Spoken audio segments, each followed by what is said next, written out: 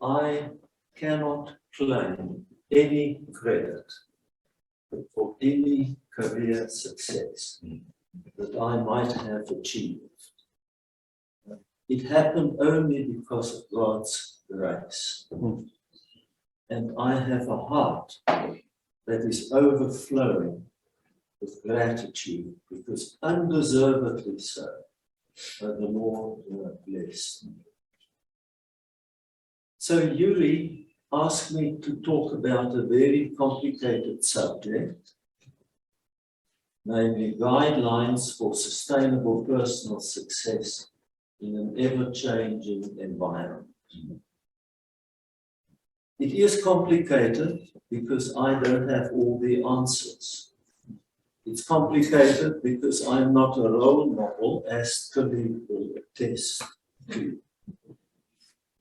But I am, I think, perhaps Peter is a little older than what I am. So I say I'm the second oldest here. And I spent 49 years in the tough world of business. So what I'm going to share with you this morning, I'm going to share with you based on practical experience in the tough world of business.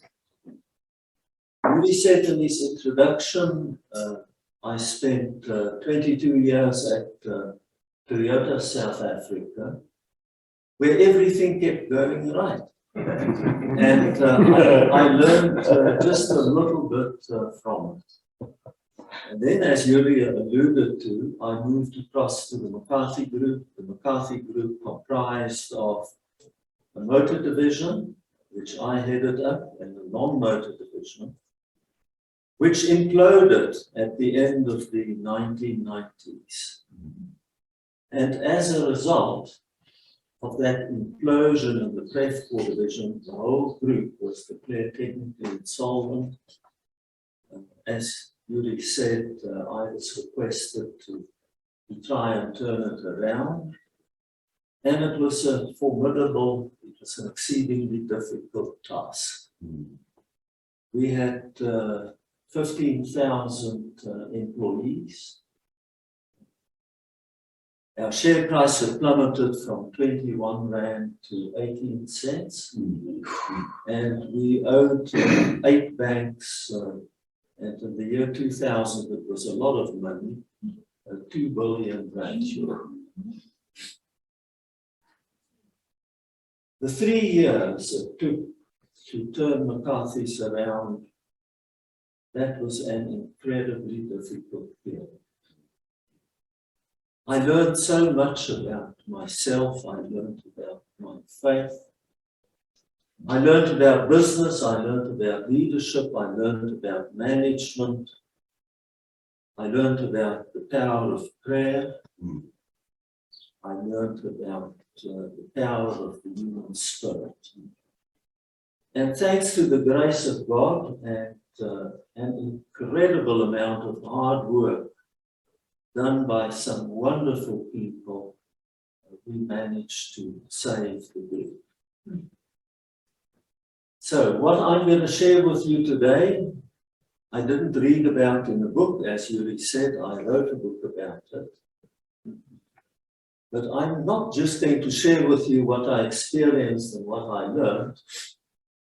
With humility, in humility, but with conviction, I'm going to share with you what I stand for and what I believe in. And it's my hope and my prayer that you will find something of value in this morning's discussion. Before I touch on guidelines for sustainable business success, just a few comments about the environment. So futurists started talking about the VUCA environment a couple of years ago. And VUCA stands for volatile, unpredictable, complex, and ambiguous. But because of the COVID pandemic, they now talk about VUCA on steroids. Yep. Because the COVID pandemic added many additional dimensions. But the long and the short of the story is that things have never changed more significantly, more regularly, and more dramatically than what the situation is today. We live in an era of ongoing disruption, and people talk about creative destruction of the things that we know. In fact, after Ruga, futurists refer to the new normal. That period that will happen once the impact of Ruga has been diminished. But the reality of the matter is that the pace of change, the extent of disruption is accelerating. The key reason is a dramatic acceleration in technological innovation. And then you add to the mix artificial intelligence, the internet, social media, robotics, climate change. And now futurists are of the view that we are in the era of the never normal. We are in the era of the never normal because of the many unknowns. So it is very difficult to get to grips with a future that will be determined by so many unknowns. There are three conclusions based on this picture that I've painted. The first conclusion is the future won't be an extension of the past. The second conclusion is yesterday's success won't guarantee tomorrow's. And the third one is we better get accustomed to the era that will be known as the never normal. So against that backdrop, how should we approach the future? What can we do to ensure sustainable success?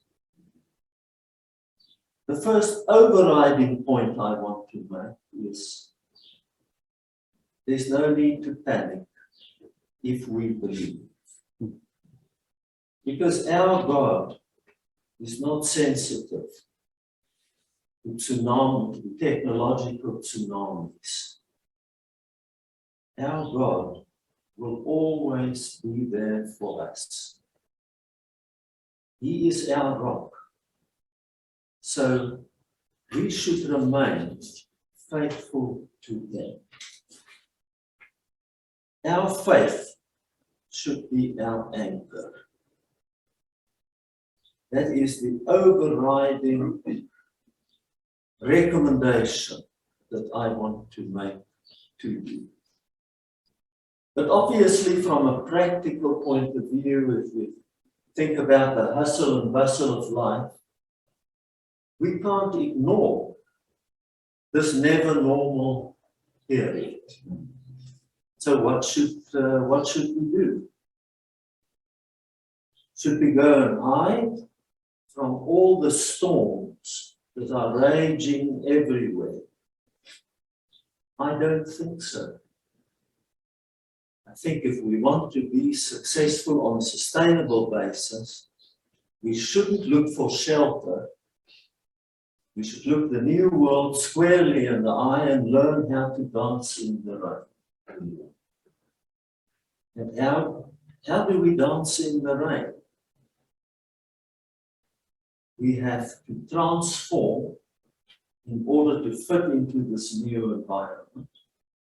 And simultaneously, we have to perform, because if we don't, intense competition will eliminate us.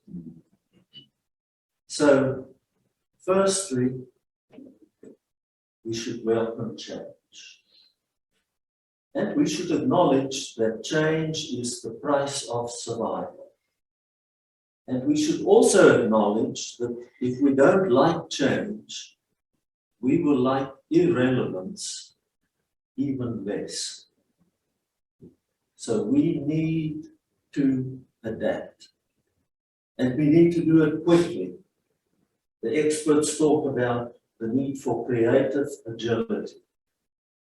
You need to have a bias for action. But as I said, at the same time, because of competition intensifying,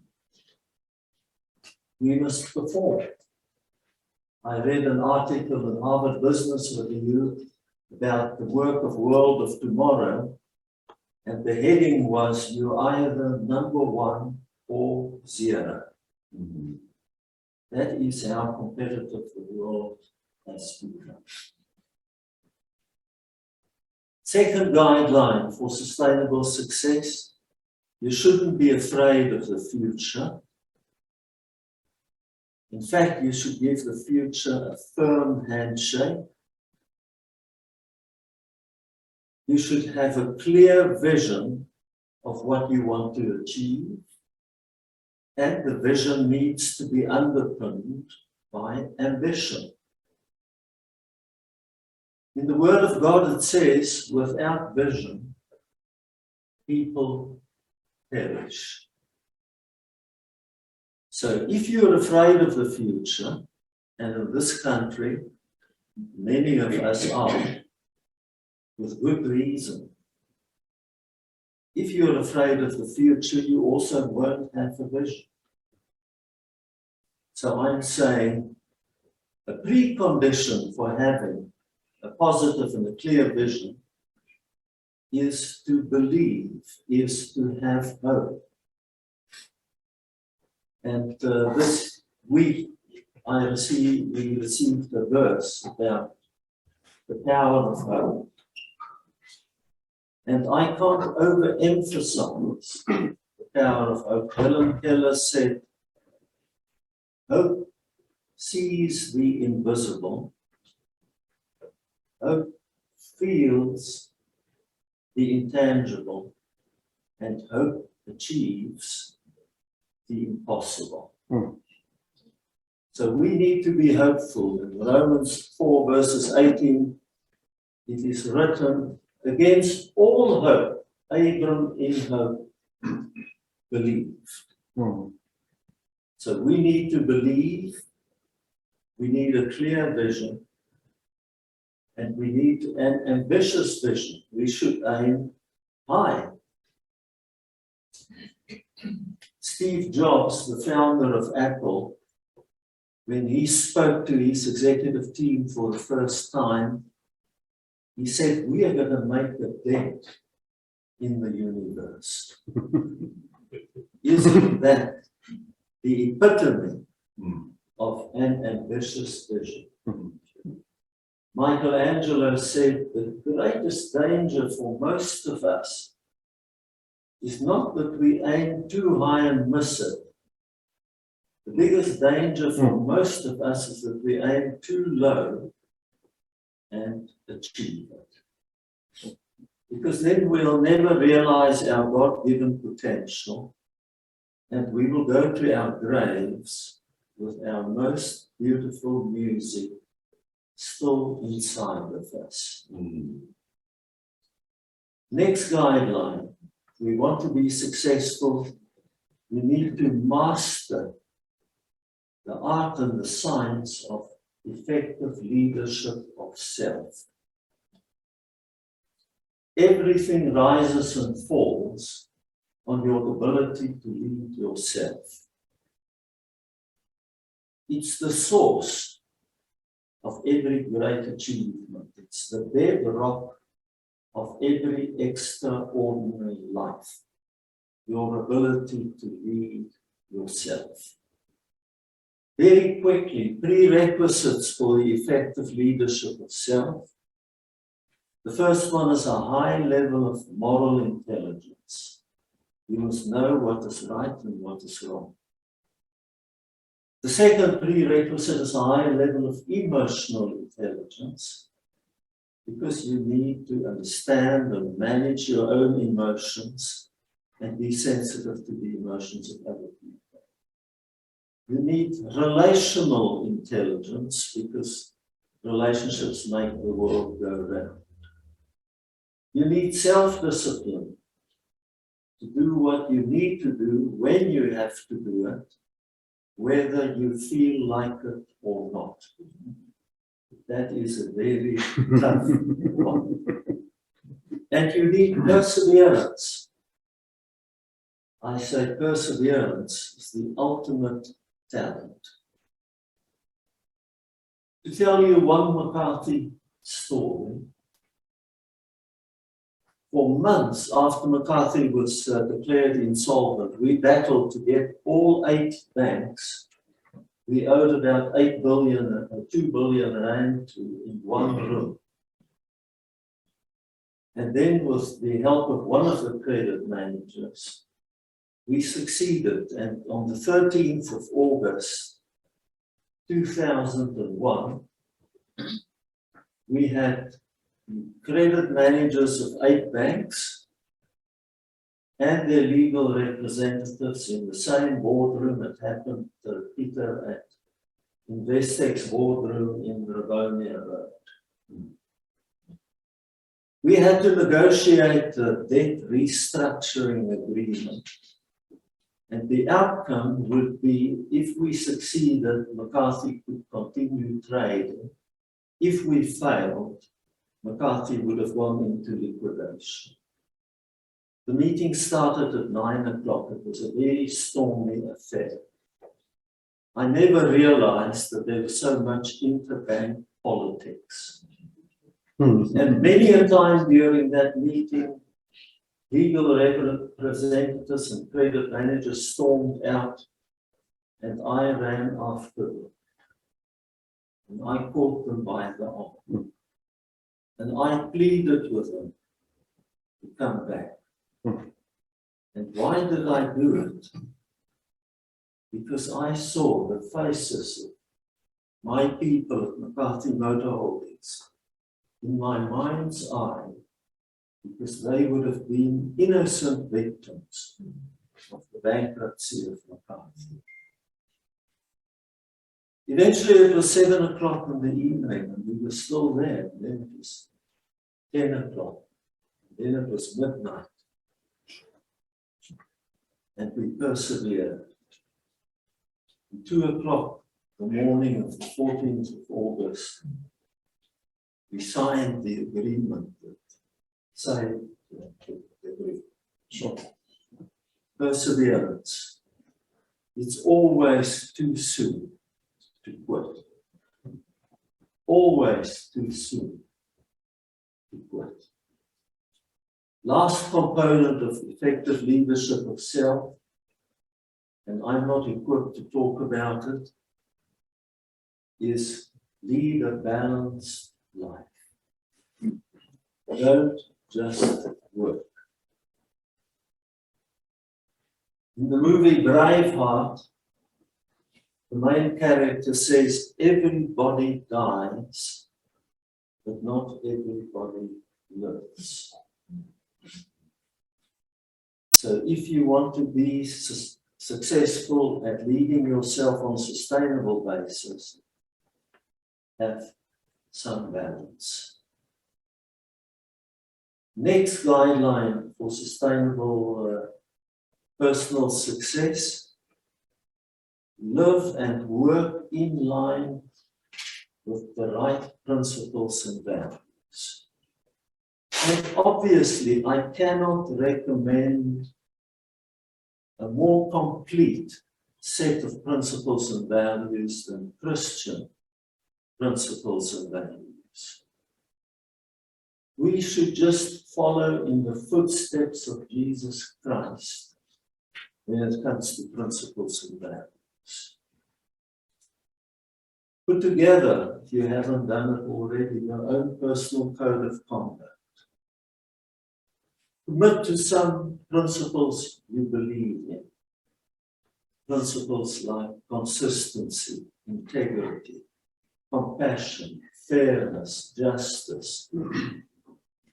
Values like openness, sincerity, acceptance of responsibility, teamwork, a value like respect for all people, a value like excellence in everything I do.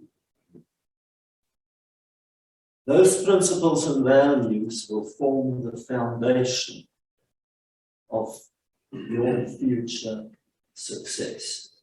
The people who are sitting here, you've all built your success platform on those Christian principles and values. I have no doubt about it.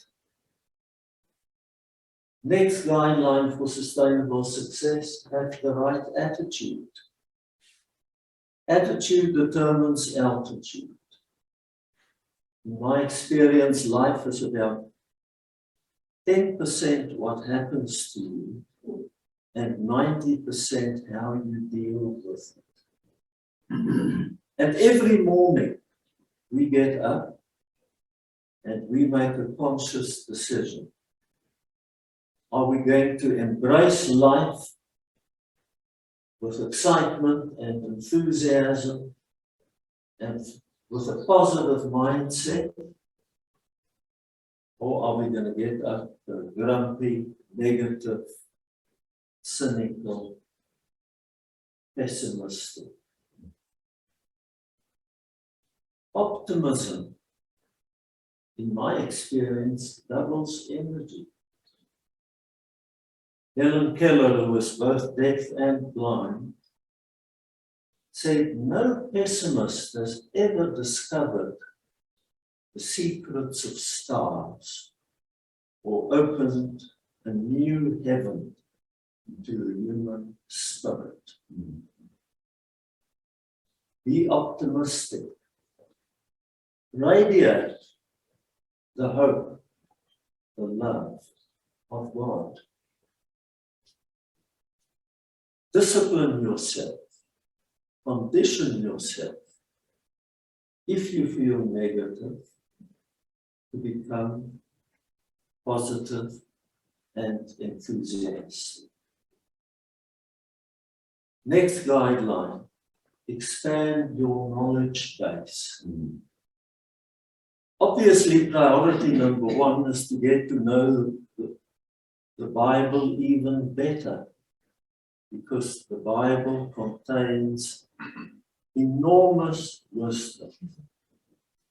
But in your field of expertise, you have to keep up to date, because the world is changing so quickly that before you open your eyes, your toolbox will be out of date. Continuous learning is your new pension. Because through continuous learning, you're determining your future value. We live in the knowledge era, and your own knowledge will determine your access to opportunity. Your own knowledge will determine the progress you make. Warren Buffett, as you know, one of the world's richest men, he wrote in his book about some of the guiding principles he has. One is, every night when he gets into bed, he takes stock of the useful knowledge he gained during the course of that day.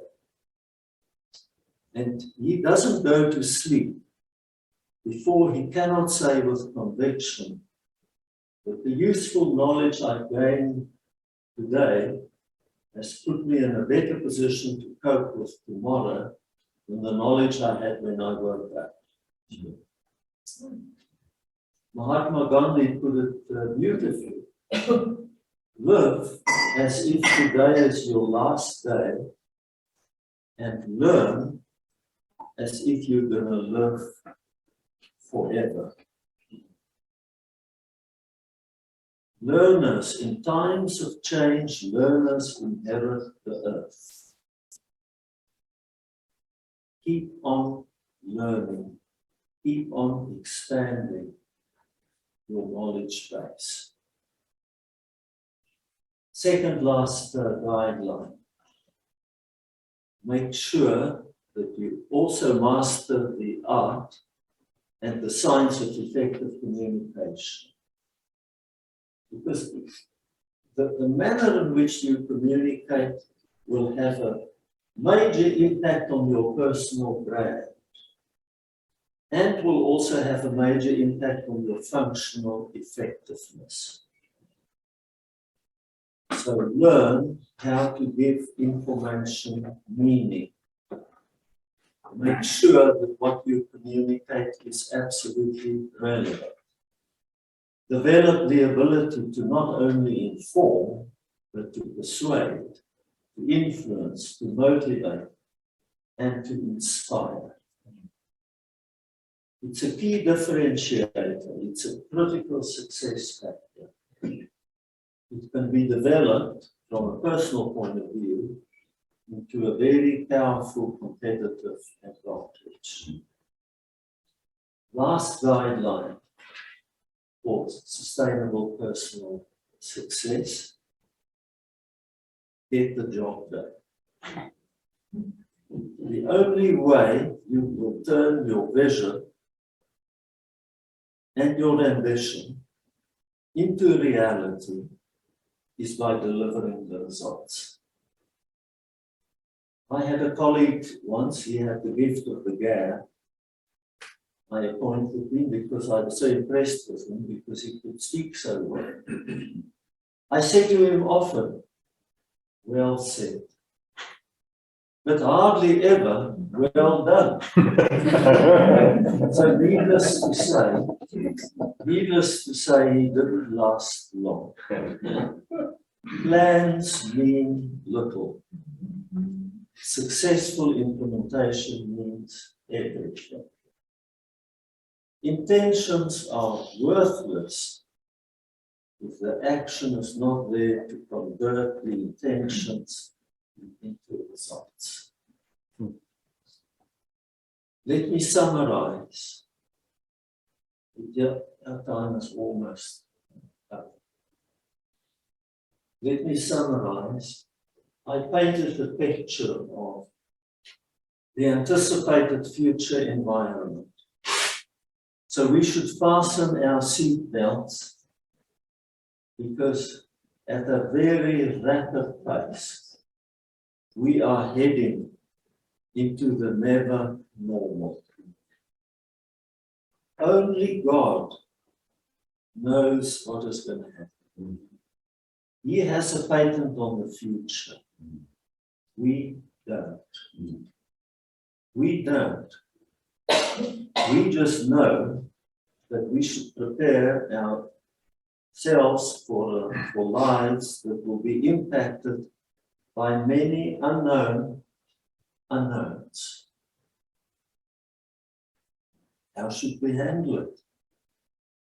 We should stand firm in our faith. Our faith should be our anchor. But then, when we move around in the big wide world, we must do what needs to be done. We must perform and transform and change and do our best. We should follow, in my opinion, an integrated approach.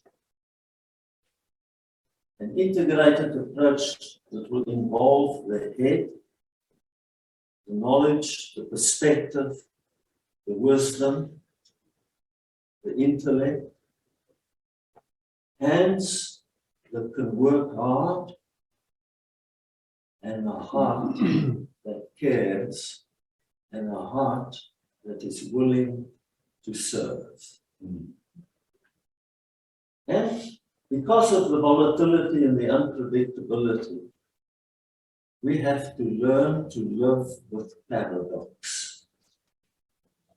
paradox will become an integral part of our lives.